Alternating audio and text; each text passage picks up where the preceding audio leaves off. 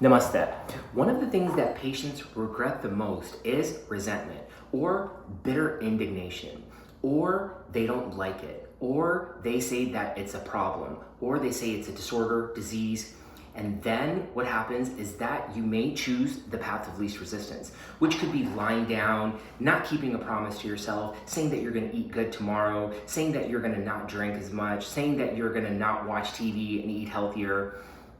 One of the things about resentments is that you need to figure out a way to manage them all the time. I'm dhruvamd, a practicing board-certified family doctor, and I have been in the medical field for 26 years, and I've been a board-certified practicing doctor for 13 years. And one of the biggest regrets that patients have are resentments. Let's take an example of you waking up at 7 in the morning. You're in your 20s, you're waking up at 7 in the morning, and then you hit the snooze button. Right away, there's some type of resentment that develops, whether it's towards people at work, whether it's towards the government, or towards maybe like an app where you posted something. I'm just making something up. I'm not saying that this applies to you, but we're gonna figure out how this applies to your physical health, diet, exercise, stroke, heart attack, cardiovascular disease, all kinds of neurological problems that could develop just because you hit the snooze button. Because what happens is that there's some resentment. I should have got up. That motivational speaker said that I should not be sleeping in like this. You keep hitting the snooze button, and then it becomes 7:04 a.m. Finally, you're like, I'm gonna get up. You look at the clock, you hit the snooze button again, you know you gotta be at work at 8:30. And then all of a sudden, all of these resentments start going through your mind. But do you think that person's gonna say something about me today? Should I talk to them? I need to get this off of my chest. But what if I don't talk to them? Oh well, I don't think they're that bad of a person. And then you go on Instagram or Facebook, and then you look at their profile, or you look at your profile, see if you had posted something, and then there's some more resentment that develops. What's the opposite of resentment? It's empathy. When it comes to this type of resentment, it piles over the day and starts carrying over. And then you're walking to brush your teeth. I can't believe that person said that. I think I should talk to them. I hope that somebody teaches them a lesson. You can see kind of where I'm going with this. What happens then is that you may try to fix your emotions, overcome your thoughts, talk to people, try to find ways to control things, deal with things, and then that does not work at the end of the day. You don't rely on yourself, you don't accept yourself, you're not confident in yourself, you don't believe in yourself. The difference between those two is confidence is fleeting. Self-belief is gonna be a lifelong process where you develop small bits of courage that I've talked about in many other videos. You are resentful. Those things, when you are resentful, those things will lead to bad life experiences. You won't be able to empower other people. Making money, spending money is going to be a lot easier than making money.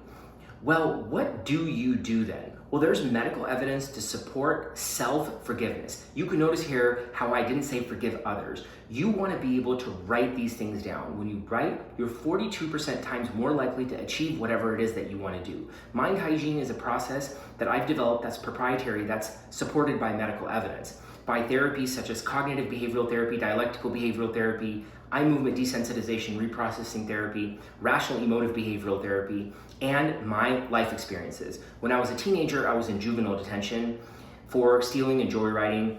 I went to medical school. I got taken out of Seattle, went to medical school in India. So grateful for that experience. But I tried to fix my emotions around the times that I had when I was younger. I tried to overcome them.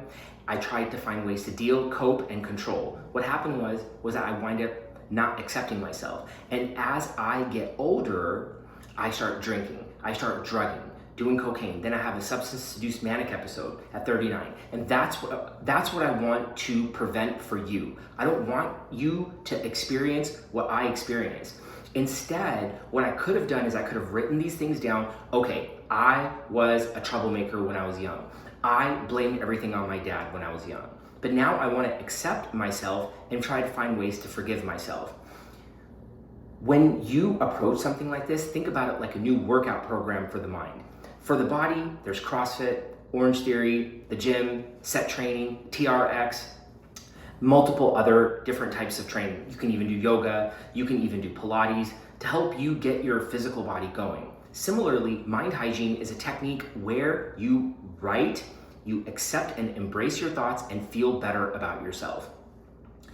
What I would like for you to do is start for 1 to 90 seconds every 90 minutes and commit to this for life. 1 to 90 seconds, you want to do some type of writing. And when you hygienically treat your mind like this, not only will you feel better, you'll be able to get all of those experiences that you want. When you forgive yourself, you wake up, you don't have resentments, you get up right away, even if you don't want to do it. Remember, most of the time you're not going to want to do any of these things, but is it going to be hard for you to feel bad about yourself and feel bad about others? Or is it going to be hard for you to write these things down? Just 1 to 90 second small meditations every 90 minutes. There'll be a link in the description for a mind hygiene PDF that you can download and follow along. If you did resonate with this message, please subscribe, hit the notification bell. I'll be dropping videos every Wednesday at 4 p.m. Pacific Standard Time on how to believe in yourself if you live alone and have mental illness. Please also drop a comment. Let me know what you think about the video and what you think you would like to hear about and how you living with a lack of self-belief and what you're doing in your daily life. Namaste.